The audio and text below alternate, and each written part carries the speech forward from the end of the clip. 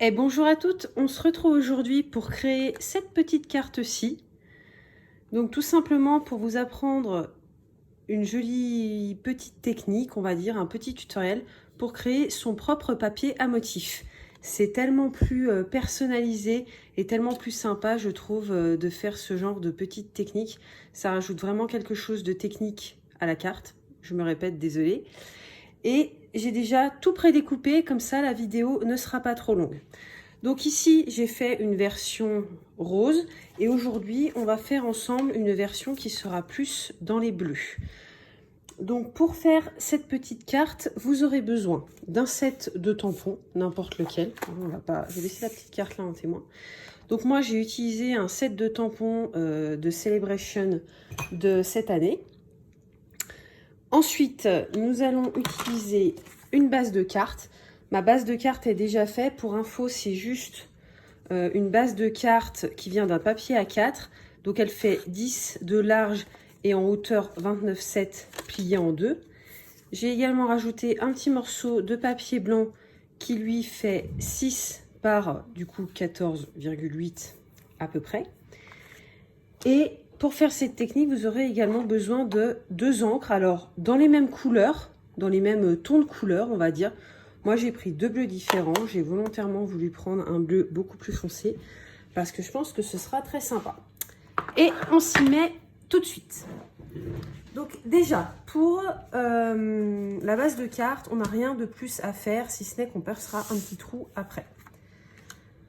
Ensuite, pour faire les tamponnages, donc ici, j'ai déjà préparé mes petits tampons qui sont des tampons clear. Donc on va avoir besoin d'un tapis de tamponnage pour que le motif prenne bien. L'astuce ici, c'est vraiment de ne pas, vous voyez, aligner les papillons. Parce que si on prend un papier à motif déjà fait, on va voir que les motifs ils sont un peu dans tous les sens et pas nécessairement alignés. Donc là, je prends tout d'abord ma couleur la plus claire, qui est la couleur Doux Ciel. Et je vais tamponner mon fond de papillon en l'occurrence. Je veux pas quelque chose qui soit trop prononcé, donc on va voir si comme ça fonctionne. Et on va tamponner, on va dire ici. Allez, on appuie parce que c'est vrai que le bleu il est très clair et moi j'aime bien avoir quand même un peu d'intensité. Et vous voyez le bleu.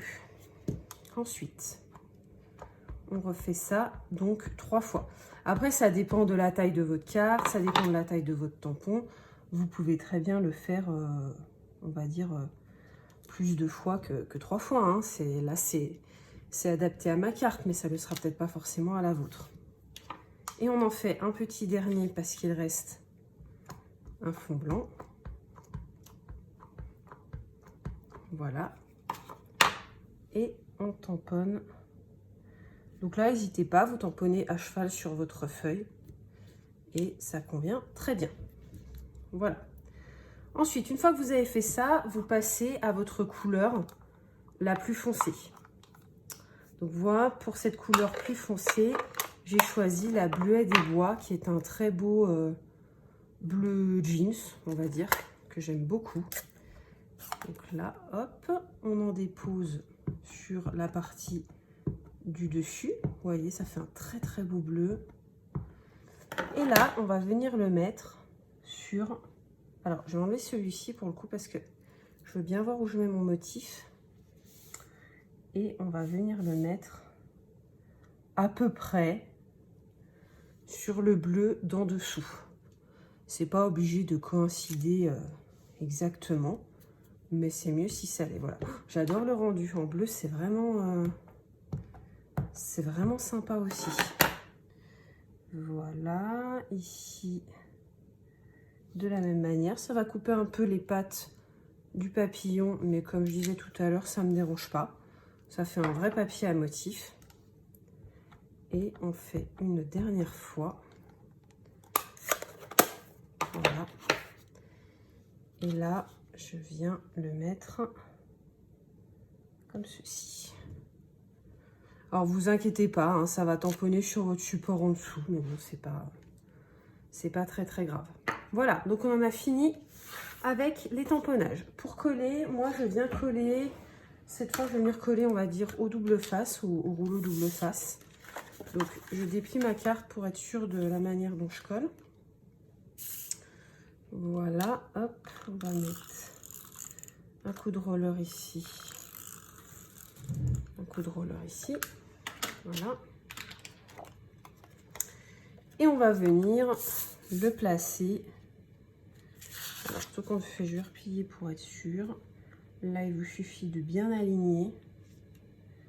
Et voilà. Si vous avez peur que l'encre soit pas tout à fait sèche, pour pas passer les doigts dessus, moi, ce que je fais, c'est que je retourne et je colle en fait à l'envers. Comme ça, je suis sûre que tout va bien.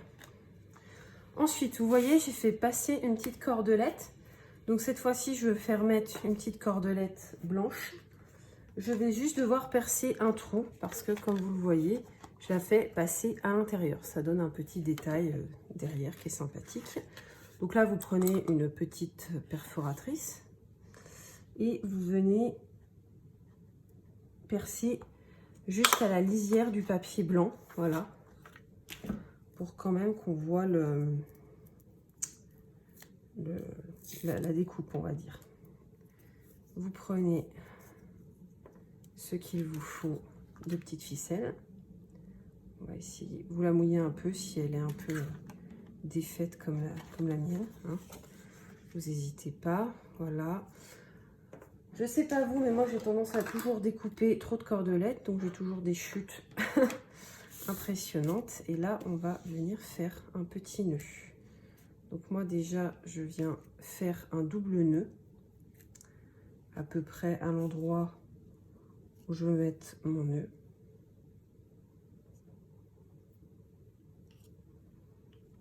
Voilà. Comme ça, il tient bien. Et ensuite, je peux tranquillement faire mon petit nœud papillon comme ceci. Hop. S'il est trop, si vous le trouvez trop grand, on va dire, rien ne vous empêche de revenir et de tirer sur les extrémités pour le reformer comme vous le souhaitez. Et vous venez couper, hop, et hop, l'excédent. Et ça nous donne un joli petit nœud.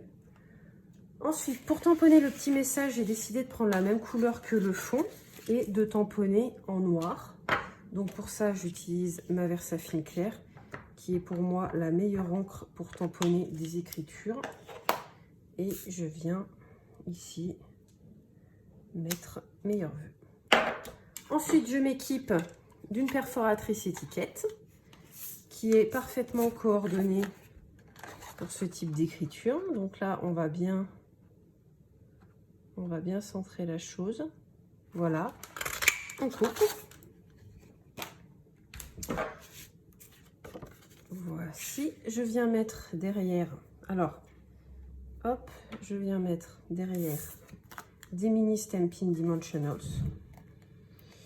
J'en ai un là qui a perdu sa petite poche autocollante. Voilà. J'en mets juste 2, ça suffit pour moi. Après, il y en a, c'est à votre convenance. Hein.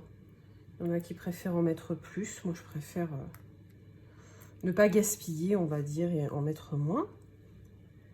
Je viens le coller par-dessus ma petite.